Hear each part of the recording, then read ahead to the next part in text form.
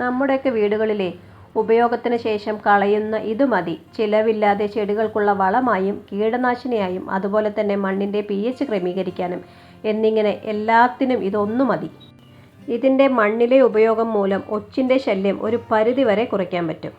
അതുപോലെ തന്നെ നമ്മുടെ അടുക്കളത്തോട്ടങ്ങളിലെ തക്കാളിയിൽ ഉണ്ടാവണ മൂട് ചീയലുണ്ടല്ലോ, അതിനും ഇത് നല്ലൊരു പരിഹാരമാണ്. മണ്ണിൻ്റെ പുളിരസം ഇഷ്ടപ്പെടാത്ത എല്ലാതരം പച്ചക്കറികൾക്കും പഴച്ചെടികൾക്കും പൂച്ചെടികൾക്കും ഇത് ഉപയോഗിക്കാം.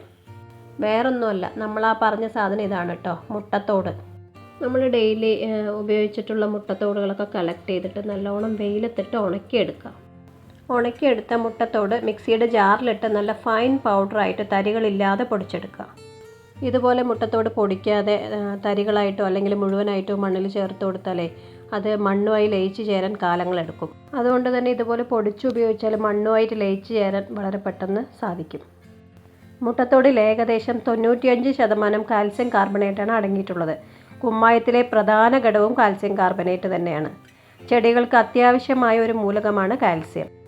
അതുപോലെ തന്നെ ചെറിയ അളവിൽ ഫോസ്ഫറസ്, മഗ്നീഷ്യം, അതുപോലെ മറ്റ് മൂലകങ്ങൾ എന്നിവയും ഇതിലടങ്ങിയിട്ടുണ്ട്. മുട്ടത്തോട് പൊടിച്ച് മണ്ണിൽ ചേർത്ത് കൊടുക്കുന്നത് മൂലം ഇത് പതിയെ മണ്ണിൽ ലയിച്ചു ചേർന്ന് മണ്ണിൻ്റെ പുളിരസം മാറ്റി മണ്ണിൻ്റെ pH ലെവൽ കൺട്രോൾ ചെയ്യാനും സഹായിക്കും. പുളിരസമുള്ള മണ്ണുകളിൽ നന്നായി വളരുന്ന പ്ലാന്റുകളുണ്ട്, അതായത് ബെറീസ്, സ്ട്രോബെറി, മൾബറി എന്നീ പ്ലാന്റുകളൊക്കെ. അതിന് ഇത് ഉപയോഗിക്കാതിരിക്കുന്നതാണ് നല്ലത്.